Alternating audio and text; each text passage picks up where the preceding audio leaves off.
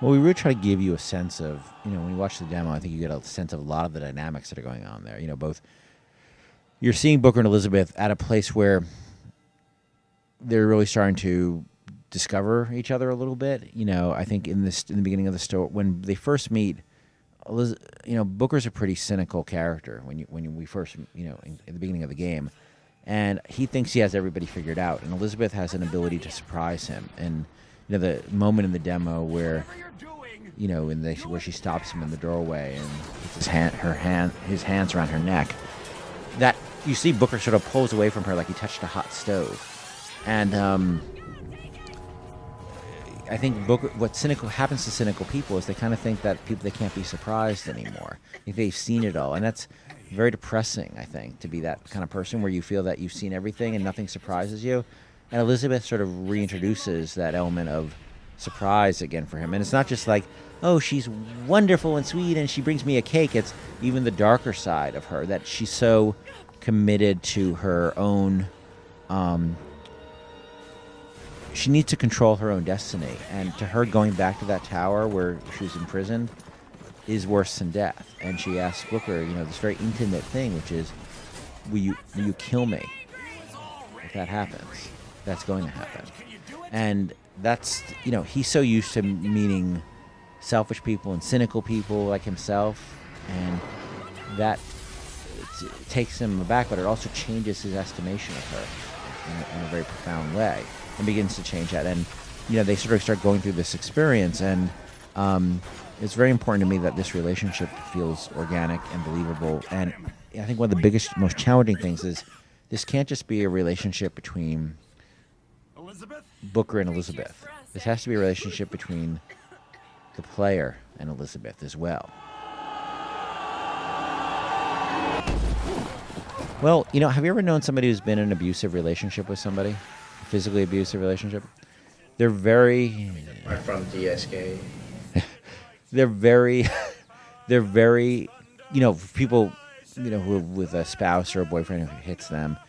I dated a girl once who was in an abusive relationship before, and it was very strange because, this guy was a real huge presence in her life and still was. And I knew in the relationship, she was going to end up going back to that guy, and she did. It's clear as day. You didn't need to be a genius to see that was going to happen. There's a really strange... Because look, the songbird is her friend, was her only companion. It was her. He brought her books. He brought her everything she needed, but he was also her jailer, and would not let her go. And so she has a very complex and strange relationship with this thing. Let alone he's a 30-foot bird creature, but they obviously have a connection. But it's not necessarily a really healthy connection. She definitely feels a connection to him, but she also, it's time. But also think of it as like your relationship with your parents, right? At some point you have to leave the house, and your parents may not want you to leave the house. They may be very jealous of you leaving the house. There's two parts of the answer to that question. One is just how do you sort of maneuver around on the skyline, because it's obviously, an exercise in 3D space to some degree. And you ever play the game SSX back in the day? Really easy to go down the mountain. It's not easy to go down the mountain well. If I was put on a set of skis to put on those mountains, I'd be dead in 30 seconds in real life. But if I'm on that mountain, I have a lot of tools that help with making just going down the mountain pretty straightforward. It's when I'm doing huge jumps and doing all these acrobatics when things get tricky. So I bet if you sat down with that skyline, the demo right now, it's very straightforward to jump around from line to line, because you're not actually hitting the A button and doing arbitrary jumps. You're actually pointing at other lines and hitting a button, and Booker figures out whether you can make the jump. Well, the jump won't even be available to you unless you can make that jump, and jumping from line to line. We're experimenting with lots of different things, even to with the left stick is currently available. Maybe we would do things like you flick the left stick to go to if there is available line to the left of you, you'll jump to it in case a missile's coming in or something, and use it just as sort of a dodge mechanic. But then there's getting in combat on those lines, going to the right place. In the demo, you saw the Booker's going to the Zeppelin in that one, and he sort of has to find his way there.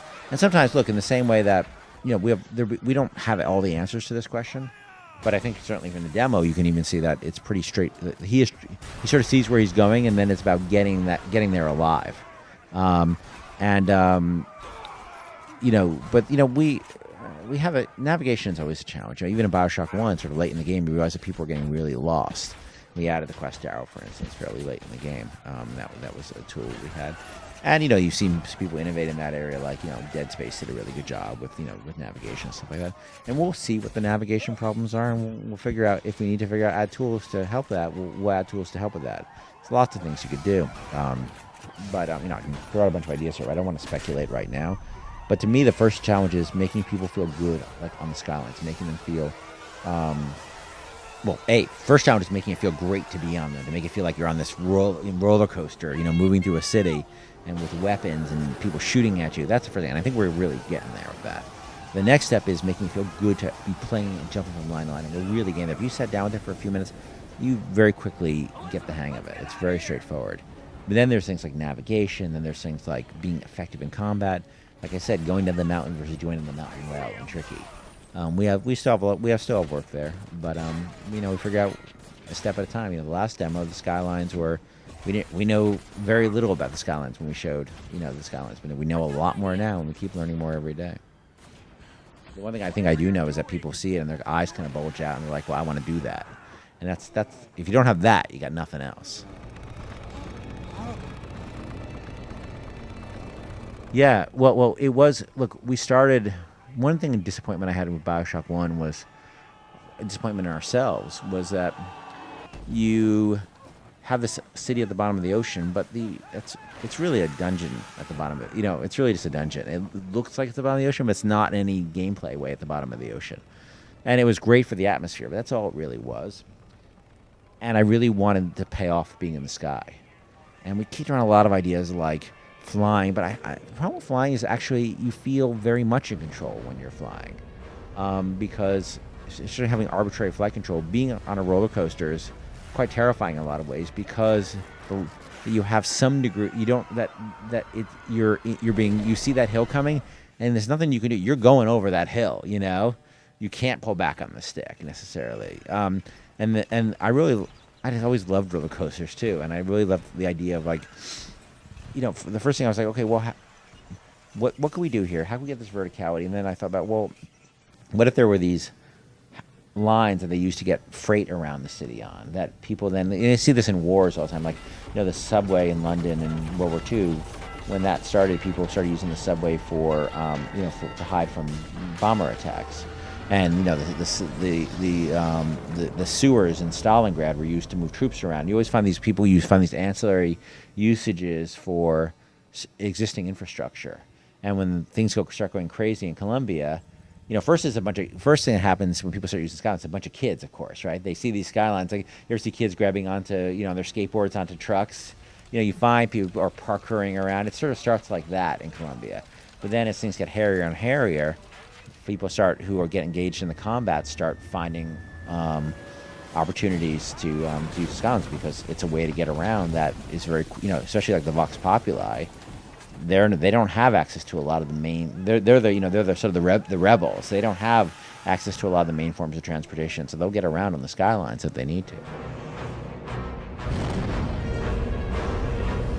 You'll be interacting with them and engaging with both of them, but look, what Booker wants is to get Elizabeth out of the city, so he can get paid, get the price off his head, which is basically he's given this job as like a choice between, he has gambling debt. He's like, either you do this for me or, you'll end up at the bottom of a river somewhere.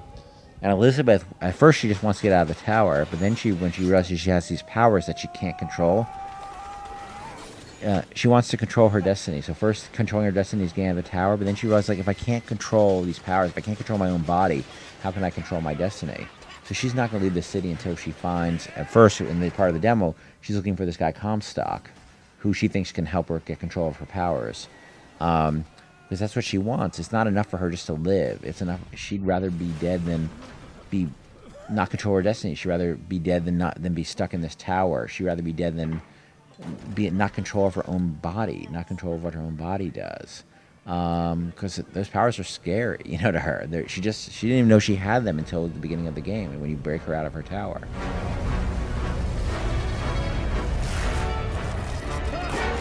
We looked at the harvest save mechanic. I said early on that it's not something we'd be doing again, because I thought we had said we wanted to say about it. I thought it was really powerful. I thought it was obviously diminishing returns. The first time it was super powerful, and then less powerful each time. And so we really wanted to explore a different direction this time. And we walk a fine line in this game because you're both Booker and you're yourself. And so we wanted to give you some agency within that space. You always have the agency in a BioShock game to use this weapon or use that weapon or open that tear. But also, how do you react to those situations? Do you euthanize the horse? Do you rescue this guy? But we also wanted those decisions to be really unclear. Like Elizabeth does the white hat, the good guy thing with the horse, and you see what happens. It's like a disaster, right? Or a very near disaster. And she's like, "Whoa!" And you imagine how you react. The audience reacted to that. I heard, I can't be in the audience, but my understanding is people were like, "Whoa, what the fuck is this?" You imagine how two people born in the 19th century would feel seeing that, and how freaked out they'd be. So I think she learns a lesson there, and by the time we get to the execution scene, when Booker stops the execution, tries to reason with them, if you look at Liz's face, she's sort of like, Book, are you sure that's the right thing to do? And because I don't want her to be, Booker, do the right thing, or him to always be the bad guy, her to always be the good guy. I think they're both in a very morally gray universe, and they both sort of look at each other when all these situations come up, and they're sort of looking at each other like, I don't know. What do we do? And I think that's much more interesting than, do you want to do the right thing or the wrong thing? And then tracking that with points and stuff like that. That's not interesting to me. It's sort of seeing, BioShock games are always about, the term unintended consequences? Consequences that you don't intend, that you can't see happening. You look at, America and Afghanistan in the 80s, with, funding the Mujahideen, and then we end up with, Al-Qaeda. Who knew that was going to happen, But it teaches you a lesson that the more you try to take action, quite often you can't control the outcomes. And I think that's much more interesting to me than a moral choice system about good or bad. It's about seeing the consequences of your actions. So I think of this much more as a consequence play than a moral choice play. You try something and you see what happened. We're telling a particular story here, and that's why I didn't want Booker relationship, Elizabeth's relationship. They each look at these situations sort of like, it's not like you're going to keep doing these things, and Elizabeth's going to keep saying, no, do this, do that, do that. She's going to be as confused as you are.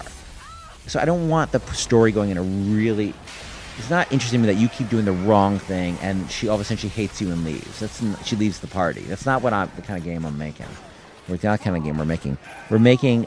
It's more about observing what happens when you make these choices, the kind of consequences that come out of these choices, and you will see them resolved. But it's much more suited to a game that's a shooter that's very, when we resolve things, we can't just resolve it in a dialogue tree. We have to resolve things in a very visceral, visual way. So there is divergence, but you'll see how it plays out.